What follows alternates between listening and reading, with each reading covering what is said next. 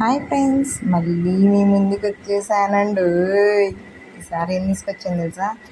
ఇప్పుడు ఆషాఢ మాసం కదండి. అయితే కొలుపులు జరుగుతున్నాయి కదా, ప్రతి ఊర్లో, ప్రతి చోట, ప్రతి గ్రామాల్లో. అలానే ఈరోజు మా రోడ్లో, అంటే మా సందులో అని అర్థం, అంకమ్మ తల్లి కొలుపులు జరుగుతున్నాయండి.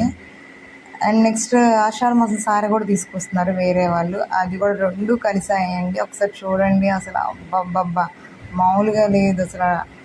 ఒక ఆంటీకి అయితే అమ్మవారు వచ్చారండి ఒంట్లోకి.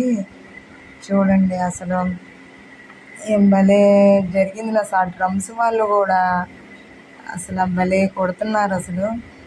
ఈలోపు అటు వేరే వాళ్ళు 108 కలశాలతో అమ్మవారికి సార తెచ్చారండి. ఈలోపు ఇంకో ఆంటీకి అమ్మవారు వచ్చింది ఒంట్లోకి. బాబోయ్, చూస్తుంటే గూస్ బంప్స్ వచ్చినాయి అసలు.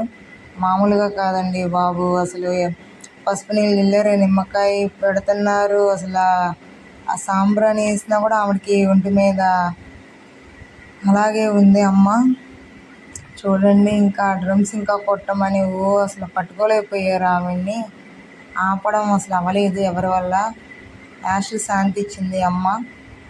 సరే కదా అని శాంతించింది అనుకుంటే మళ్ళీ వచ్చి అసలు ఆగట్లా ఆవిడ. అసలు అందరు పట్టుకొని ఇంకా నిమ్మకాయ పెడుతున్నారు. నిమ్మకాయ కొరికేసరికి ఇంకలా ఆగింది. బాగా సాంబ్రాణి వేశారు, ఇంకా శాంతించింది. ఇంక ఈలోపు వాటి నుంచి సారది. ఇంకా సారె వాళ్ళు చూస్తున్నారు కదండి, కనిపిస్తున్నారు కదా.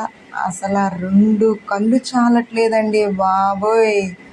అసలు ఆ 108 కలశాలు భలే ఉంది అసలు. మామూలుగా లేదు అసలు. కళ్ళు చాలట్లా అసలు. రంగురంగుల చిలకల్లాగా భలే రంగురంగుల చీరలతో చూస్తుంటే 2 కళ్ళు చాలట్లేదండి బాబు. ఆ కలశాలు కూడా భలే ఉన్నాయి. అమ్మవారు బొమ్మ వేసి చక్కగా పసుపు రాసి, కలశాలు కూడా పసుపు రాసి, బంతి పూలు అవి మాల చుట్టూ చిన్న చిన్న కుండల మీద ప్రమిదలు పెట్టి అందులో ఒత్తులేసి భలే వచ్చా 108 కలశాలండి. ఇంకా వాళ్ళ వెనకాల ఇది సారె కూడా ఉందండి. స్వీట్స్, పువ్వులు, పళ్ళు, తమలపాకులు, చీర అన్నీ ఉన్నాయి బండి మీద.